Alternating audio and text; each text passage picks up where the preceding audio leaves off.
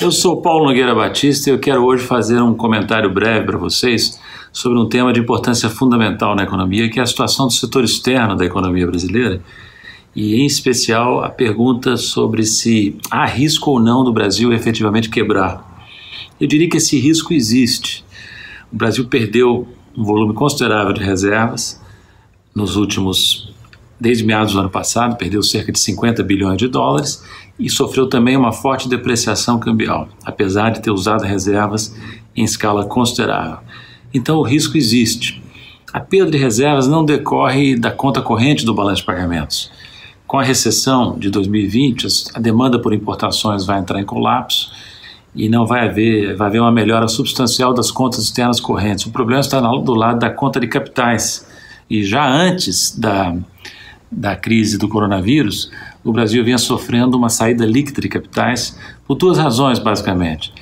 Primeiro, porque estabeleceu-se uma perda de confiança crescente, o risco país aumentou mesmo antes da crise do coronavírus, percepção de que o governo estava desorganizado, politicamente fraco, despreparado, que essa percepção se acentuou evidentemente com a crise do coronavírus, mas já vinha de antes, e também por causa da decisão correta do Banco Central de reduzir a taxa Selic, estreitando o diferencial entre juros internos e externos e tornando o Brasil, o real, uma moeda menos atraente do ponto de vista do investidor externo, na comparação com outros possíveis destinos, né?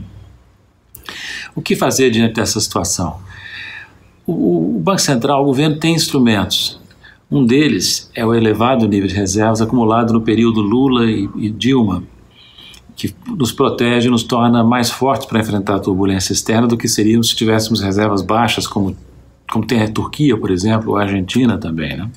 Então a posição brasileira desse ponto de vista sempre foi mais forte, desde 2006 tem sido mais forte, né? O Banco Central tem atuado corretamente, a meu ver, permitindo a depreciação cambial. Se ele fosse tentar evitar a depreciação na medida em que tem ocorrido, ele teria que ter usado muito mais reservas, o que seria muito perigoso. Ele faz bem, tanto mais que a depreciação tem aspectos positivos. Ela favorece exportações, favorece os setores que concorrem com importações, porque estimula exportações e desestimula importações. Portanto, ela favorece o equilíbrio da conta corrente do balanço de pagamentos e ela também afeta positivamente as contas públicas, fato que às vezes é esquecido.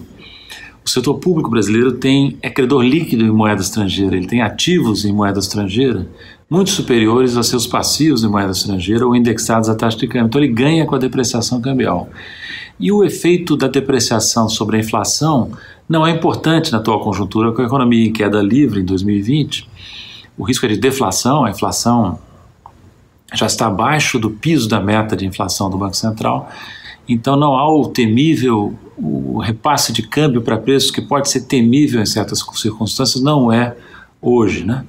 Então o Banco Central tem que atuar com cuidado. Pode permitir essa depreciação? Pode, desde que a depreciação não fuja do controle, não se torne uma depreciação em espiral que se autoalimente e desestabiliza a economia.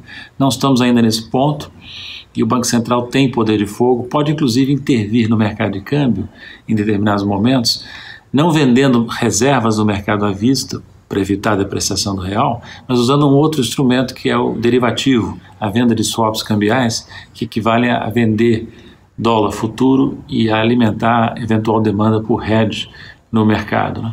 Então há instrumentos. O problema é basicamente de falta de confiança. O Brasil crescentemente é visto como um país à deriva, um país desgovernado. Essa é uma realidade cada vez mais percebida não só no Brasil, mas no mundo.